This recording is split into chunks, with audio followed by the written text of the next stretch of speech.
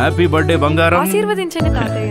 నిండు నూరేళ్లు ఆయురారోగ్య ఐశ్వర్యాలతో వర్ధిల్లు. మావయ్య మీరన్నట్టుగా ఐశ్వర్యంతోనే వర్ధిల్లుతుంది. నిన్ననే తన పేరు మీద S² S ఇన్ఫ్రాకాన్ లో ప్లాట్ తీసుకున్నాం. ఓ అయితే సూపర్. S² S ఇన్ఫ్రాకాన్ శ్రీకరం, శుభకరం, సౌభాగ్యకరం, సంపత్కరం.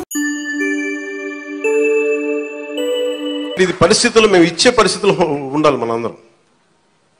అలాగే ప్రతిసారి ప్రతి గవర్నమెంట్ ఉద్యోగులకు సంబంధించి కానీ, పోలీస్ శాఖకు సంబంధించి కానీ, వాళ్ళు టీఏలు, డిఏలు, రిక్రూట్మెంట్, ఇవన్నీ చాలా కష్టసాధ్యమైన సమస్యలు. ఇవన్నీ చెయ్యాలి. యాక్చువల్ బాధ్యత ప్రభుత్వాలకి. నేను ఈ రోజున ప్రభుత్వంలో భాగస్వామిగా చెప్తున్నాను. నేను అద్భుతాలు చేస్తాం అని చెప్పట్లేదు, కానీ మీకు జవాబుదారీతనం ప్రభుత్వం ఉన్నది ఉన్నట్టుగా చెప్తాం. ఈ రోజున చేయగలిగేది చేసి చూపించాం. ఈ రోజున రాగానే మొదటి సంతకం గౌరవ ముఖ్యమంత్రి శ్రీ చంద్రబాబు గారు పెట్టింది ఇది. మేము అనుకున్న స్కిల్ సెన్సెస్ నేను ముందు ఇనిషియేట్ చేశాను. ఇక్కడ వారాహి సభలో చెప్పాను, స్కిల్ డెవలప్మెంట్ జరగాలి. ఏ ఒక యువతలో ఎంత ప్రతిభ ఉందో తెలియదు మనకి. వారి ప్రతిభను వెలికి తీయాలి, వారి సమర్థతను వెలికి తీయాలి. వాటిని పెట్టుకుని అది 5 సంతకాలు అది ఒకటైంది. అలాగే ఈ రోజున మేము మాట చెప్పినప్పుడు మన పిఠాపురం నియోజకవర్గానికి సంబంధించే మొత్తం పెన్షన్స్ అందుకునే లబ్ధిదారులు 40,765 మంది. దీనికి సంబంధించిన డబ్బు రూపంలో మొత్తం 27,34,00,000. వృద్ధాప్య పెన్షన్లు అందుకునే వాళ్ళు దాదాపు 20,396. వితంతు పెన్షన్లు అందుకునే వాళ్ళు 9,970.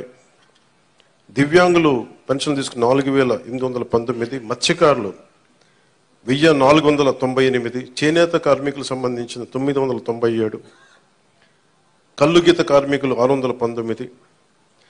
డప్పు కళాకారులు 230. ఇలా కాకుండా అలాగే ట్రాన్స్జెండర్స్ కానీ, ఇందాక మీరు మాట్లాడుతూ ఉన్నారమ్మా, దీని గురించి మీరు ప్రత్యేకంగా మీకు మాట్లాడతాం మీ గురించి ప్లీజ్.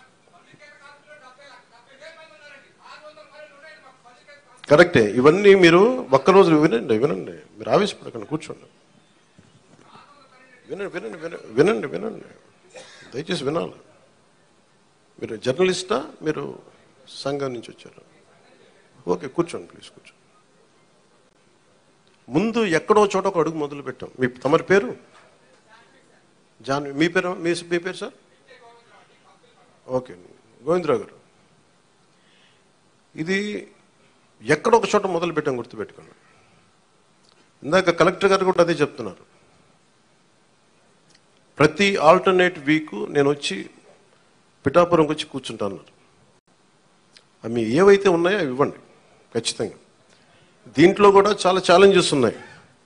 గత ప్రభుత్వం కూడా అర్హత లేని వాళ్ళని పెట్టారని, అర్హత ఉన్న రకరకాల కామెంట్స్ ఉన్నాయి. వీటన్నిటికీ కలెక్టర్ గారు వీళ్ళందరూ సలహాలు ఇచ్చేది ఏంటంటే, కేంద్ర క్యాబినెట్కి చెప్పాలి, మనం రాష్ట్ర క్యాబినెట్కి చెప్పమంటుంది ఏంటంటే, ఒక రీసర్వే కూడా జరిగితే చాలా మంచిది దీని మీద. ఖచ్చితంగా కలెక్టర్ షాన్ మోహన్ గారు చెప్పిన ఈ సలహాని రాష్ట్ర క్యాబినెట్ ముందు ఖచ్చితంగా గౌరవ ముఖ్యమంత్రి చంద్రబాబు గారి దగ్గర దృష్టిలో కూడా పెడతాం. అది కేంద్ర క్యాబినెట్లో, రాష్ట్ర క్యాబినెట్లో మేము చర్చిస్తాం.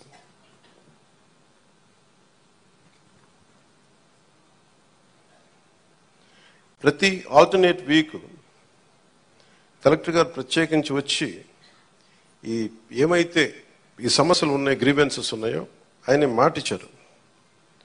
అంటే ఒక యువ కలెక్టర్ అంత ముందుకొచ్చి, నేను ప్రతి 2వ వారం వచ్చి కూర్చుంటానంత బిజీ షెడ్యూల్ నాకు తెలుసు. ఒక అడ్మినిస్ట్రేషన్ ఎంత కష్టమో నాకు తెలుసు.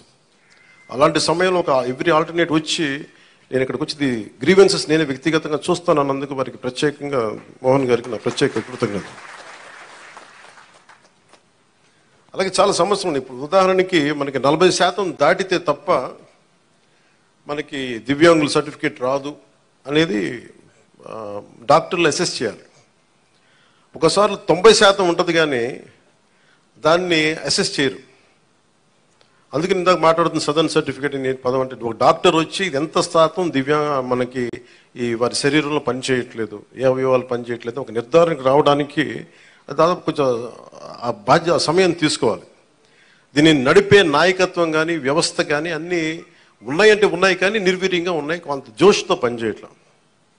మేమందరం ఎందుకున్నామంటే ఇక్కడ ఈ రోజున కూర్చోబెట్టి ప్రతి గంట ఈ రాష్ట్ర అభివృద్ధి కోసం పనిచేయడానికి, ప్రజా సంక్షేమం పనిచేయడం కోసమే ఉన్నాం. ఎందుకంటే మేము విజయయాత్రలు చేయడానికి నేను లేను ఇక్కడ. ముఖ్యంగా నాకు సంబంధించినంత వరకు నేను పిఠాపురానికి సంబంధించి పిఠాపురం నీటి సమస్య తీర్చాలి, ముందు కనీస రక్షిత మంచి నీరు ఇవ్వగలగాలి, అట్లీస్ట్ ఒక ఎమ్మెల్యేగా నా కనీస బాధ్యత, ఉపాధి అవకాశాలు తీసుకురావాలి.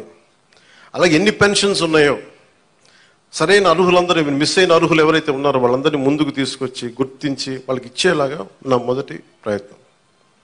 అలాగే ఏవైతే మనకి ఈ సమస్యలు అయితే ఉన్నాయో, మనకి వ్యవసాయం సంబంధించి కానీ, కాలువల పూడికలు కానీ, అలాగే ఇప్పుడు చూస్తున్నారు బయట ఆ డయేరియా మనకి డ్రైవ్ చేస్తున్నారు ఇప్పటి నుంచి ఆగస్టు దాకా. ఎందుకంటే చాలామంది శుభ్రంగా పారిశుద్ధ్యం పరిస్థితులు లేకపోవడం వల్ల. నేను పంచాయతీరాజ్ శాఖ మన మీటింగ్లో కూర్చొని ఉంటే చాలా అద్భుతమైన వ్యక్తులు ఉన్నారు, అడ్వైజర్స్గా ఒక్కొక్కరు కూర్చొని ఎంత గొప్పగా చేస్తున్నారంటే, కాకపోతే వాళ్ళ సమర్థతని ప్రతిభని ఉపయోగించుకోవడం మనకు తెలియట్లా. అందుకే నేనేం చెప్పానంటే, ముందు మన పిఠాపురం రాష్ట్రం మొత్తం అమలు చేయడానికంటే ముందే మన మండలాల్లో, మన కొత్తపల్లి ఉప్పాడ మండలం కానీ, మిగతా మనకి గొల్లప్రోలు మండలం కానీ, ఇక్కడ మనకున్న మండలాల్లో ఎక్కడో చోట కొన్ని పర్టికులర్ గ్రామాల పంచాయతీలను సెలెక్ట్ చేసి అసలు పారిశుద్ధపు సమస్య తీసేలాగా ఉండాలి. అది ఫస్ట్ నా ప్రయారిటీ. అది కనీసం రక్షిత మంచినీరు, కనీసం పారిశుద్ధ్య శుభ్రత ఉండేలాగా. సో ఆ ప్రయత్నంగా ముందు మేము అడుగులు ఇస్తాం. నేను చెప్పాను, ముందు విజయయాత్ర పెట్టమన్నారు రాగానే. నేను చెప్పాను, నాకు ఒక్క ప్రజల్ని ఇబ్బంది పెట్టే సమస్య కానీ, పని చేయాల్సిన పోలీస్ వ్యవస్థకి అదనంగా మళ్ళీ బందోబస్తు డ్యూటీ చేసి బరువు పెట్టే బాధ్యత కానీ పెట్టకండి. వాళ్ళు పని చేయాలి, వాళ్ళు ప్రజల కోసం పని చేయాలి. ఎంతసేపు కూర్చోబెట్టి మనం గత సంవత్సరాలుగా నలిగిపోయాం. ప్రతిసారి నేను రోడ్డు మీదకి వచ్చినప్పుడు ఎంత నలిగిపోతారో నాకు తెలుసు. అందుకని ఈ విజయయాత్రలు ఇవన్నీ పక్కన పెట్టి మీకు నేను పని చేసి పిఠాపురం నా సోదరులందరికీ, ఆడపడుచులకి, అన్నదమ్ములందరికీ నేను పని చేసి మరి అప్పుడు విజయయాత్ర చేస్తే నాకు ఒక తృప్తి ఉంటుంది. గెలిచినందుకు నాకు ఆనందం లేదు, పని చేసి మీ మన్నన పొందిన తర్వాత నాకు అప్పుడు ఆనందం వస్తుంది. మీ మన్నన పొందే వరకు అప్పుడు నేను ఎమ్మెల్యే అప్పుడే ప్రకటించుకుంటాను. ఇప్పుడు మీరు అంటే నాకు నిజంగా నాకు హై స్టాండర్డ్స్ పెట్టుకుంటాను. నాకు చాలా హై స్టాండర్డ్స్ పెట్టుకుంటాను. నేను పని చేసే వరకు కొన్ని వదలను. ఇంకా నాకు పిఠాపురాన్ని నేను మీకు మాటిస్తున్నాను, భారతదేశంలో అత్యంత మోడల్ నియోజకవర్గంగా చెయ్యాలి అని ఒక ఆకాంక్ష ఉంది.